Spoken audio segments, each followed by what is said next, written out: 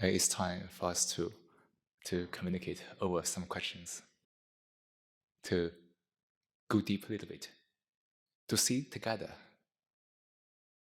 what is behind these questions. Actually, it is quite a tricky thing to ask questions because many people ask the wrong questions, and that question become a trap. People always want to pursue the answer to that question, and then there's no answer to it because the question is wrong. So we must be very careful to look at the question together. To answer it is to see whether this question is put in the right way or not. Else, you see, the question becomes a wrong direction. If you pursue it, our life is trapped in that. In many kind of so-called religious practices, too many traps. They ask the wrong questions and they pursue that. My life is totally become disordered. So this moment, still, let's give full attention to these questions together to see what is the trap, what is the issues behind these questions. Perhaps that's the real question. Of course, the speaker is not discovering you from asking questions, but it's just a reminder for everybody. So we can go slowly, quietly, and deeply to find out the answer to the questions. These talks, which takes place now and also in the next few weeks, will cover a lot of topics to look at together because for most of our life, it is trapped in illusions, numerous illusions.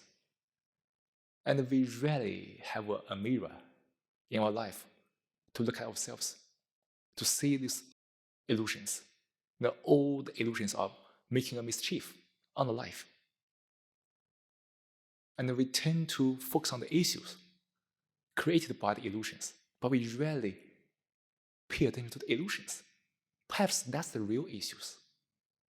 So you see, this mind is always looking for a scapegoat. And regarding that scapegoat as the issues. But can we recognize the scapegoat?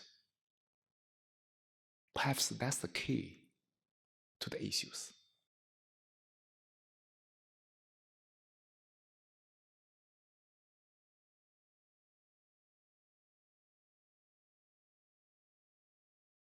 This requires a mind that must be very, very quiet to observe.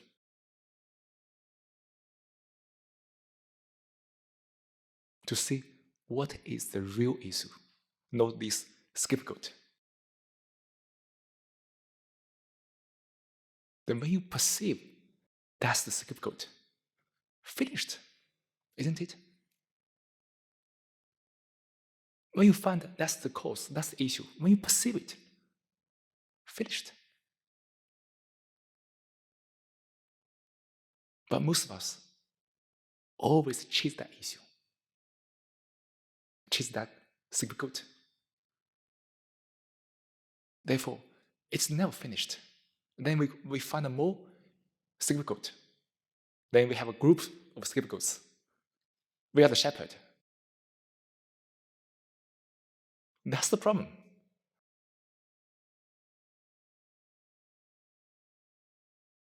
That's our path, right? So to see the scapegoat, to perceive that that's the scapegoat, that's not the real issue. Seeing that finishes everything.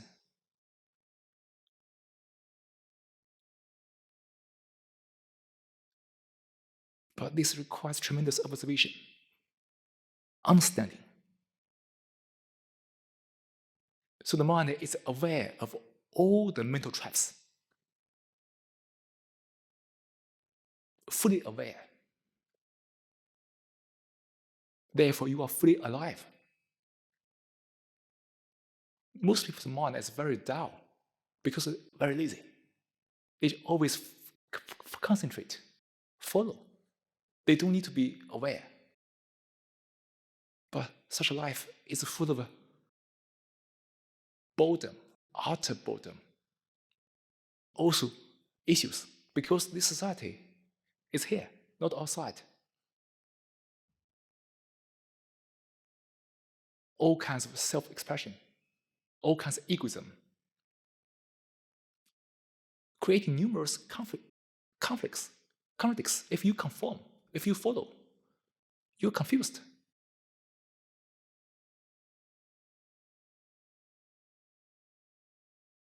That's why it is so imperative, so urgent, very urgent to understand yourself totally.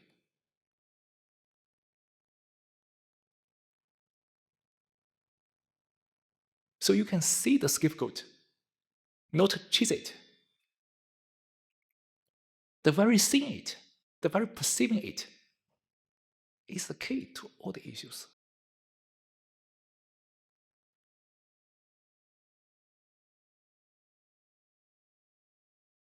So that's a joke.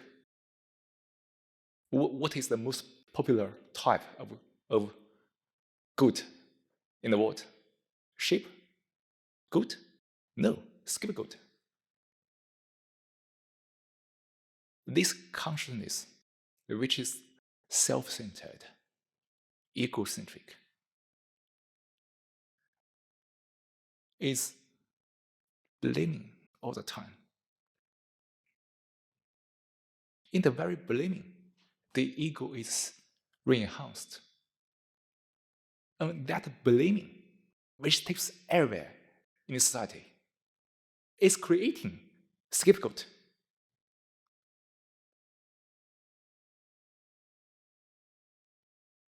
And blaming is very easy, isn't it? Very convenient.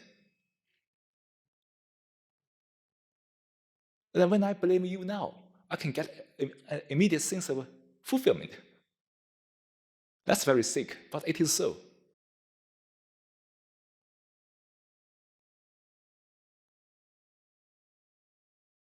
Look at this society.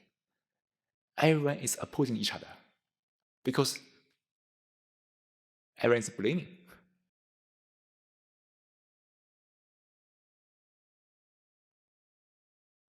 We become utterly arrogant because we all think it's your mistake. We don't observe ourselves. Look at this trap. Such a simple trap, but creates such a disaster in society.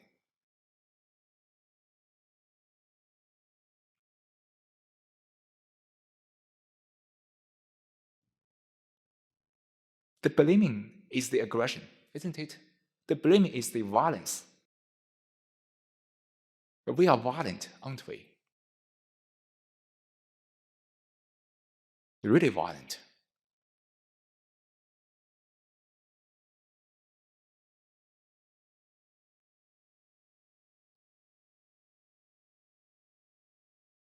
When the mind is really looking, it is observing. There's no blame at all. But a lazy mind is blaming.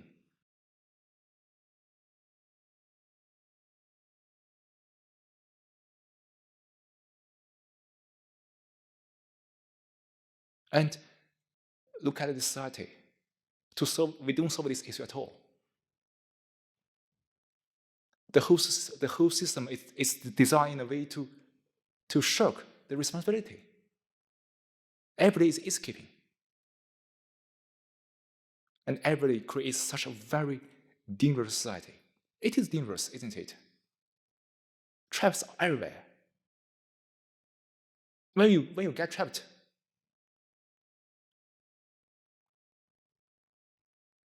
you become the target.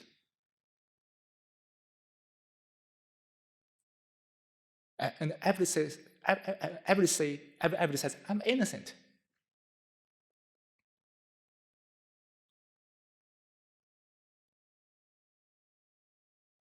And when the mind wants to blame, it creates great frustration.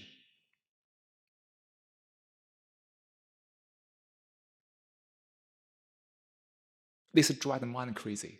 It is a very serious issue. So, to live in this monstrous society, can you not blame at all? Because that's a very dangerous thing to use to yourself.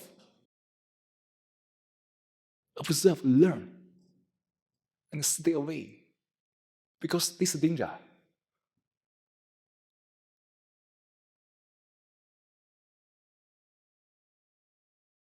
This society is utterly irresponsible.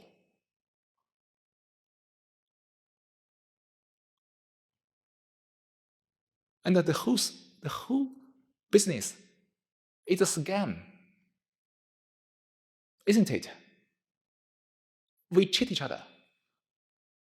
We divide each other.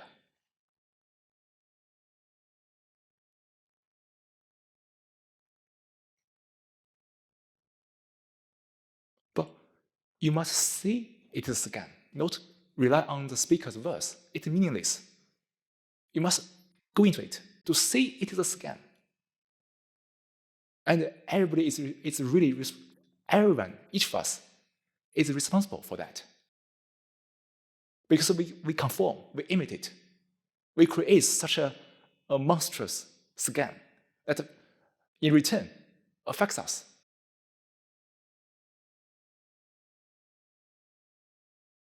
We are totally responsible for such a degenerate, rotten society. Nothing to blame. We must say clearly, can I end it? Can I be the outsider of this society?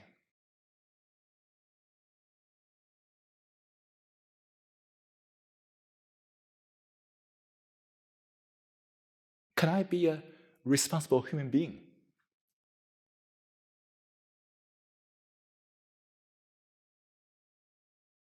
Find out. Test it in your life.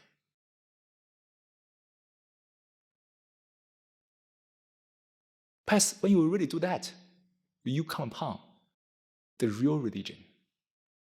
Not those organized ones in all kinds of circles.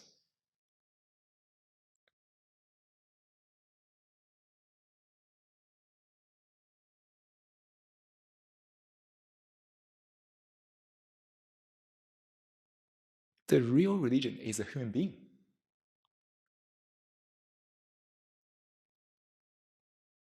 But we create all kinds of nonsensical stuff, right?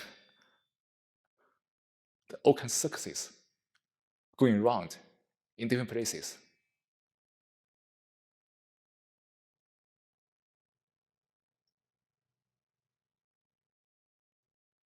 So can you be a human being? Just be a human.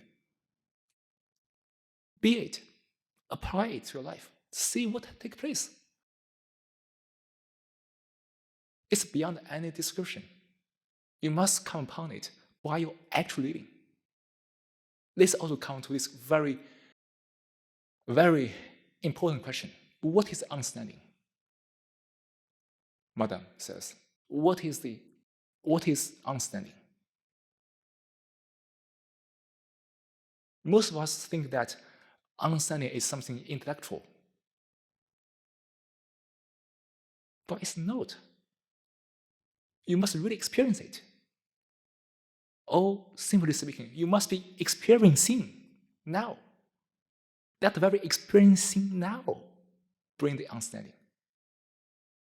Which means that you must be living with that. It is never verbal or intellectual. It is factual. You must be living with it, living with truth, living as a human being. Then there's the true understanding.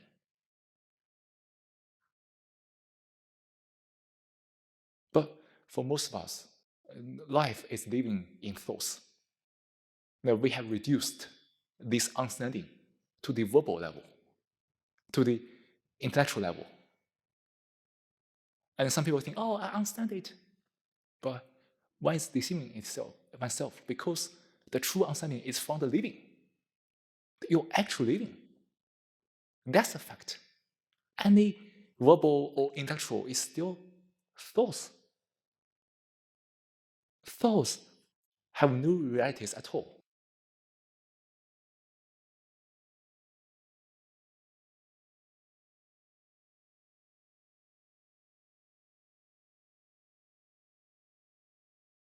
So it is really up to everybody to really do the work, do the job, to break through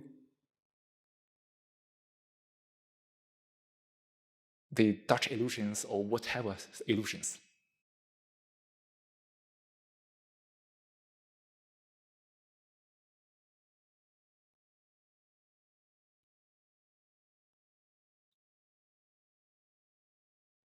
And to find out when you are really living in that way, whether you still have issues at all.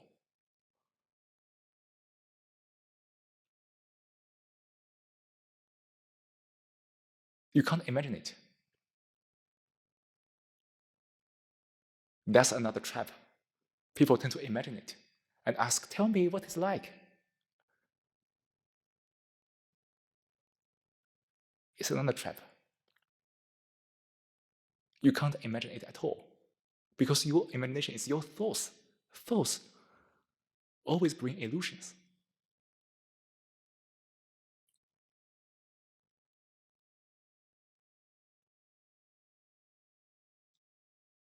But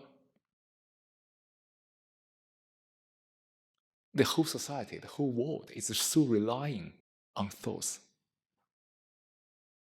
You see how lazy we are.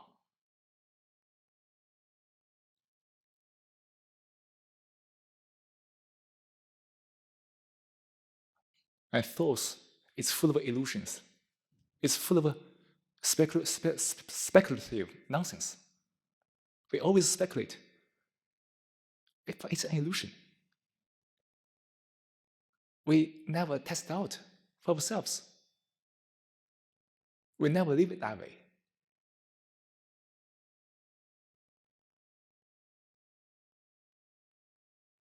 So you see, what the speaker can speak is very limited because there's so much thing to discover for yourself when you really live that way.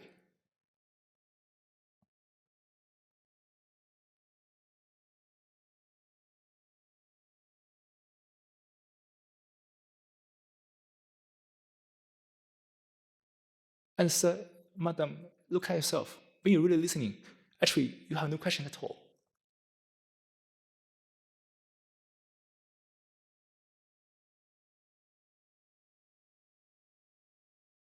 When you really, as you are now doing, when you are really listening, observing yourself, there are no questions at all. Seeing, finished.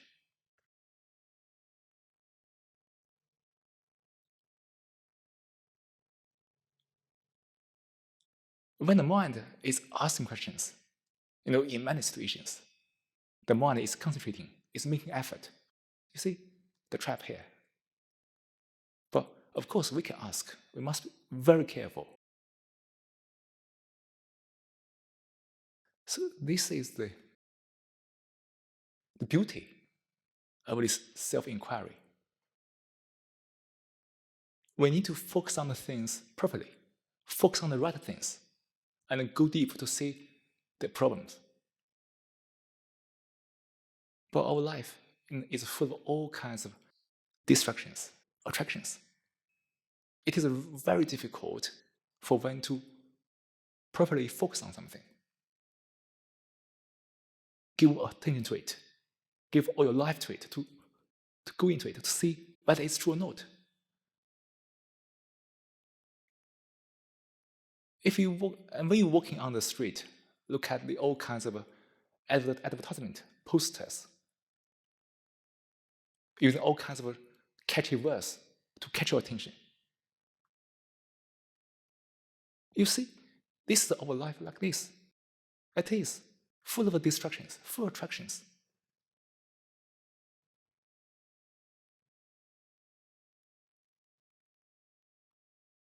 Can you observe all this without resistance? Just observe. When we really go into ourselves, the mind becomes very sensitive, very alert. Because we are seeing the danger. But most of us are conditioned to the society, conditioned to the danger. Just like their house is on fire, but they still want some warmth. So say, oh, I like the fire because it gives me warmth. But the house is on fire.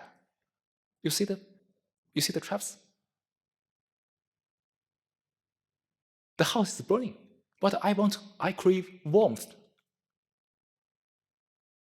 So through my liking, my pleasure, my desire, I don't see the danger. I say, oh, I like a fire. It's so good, so warm.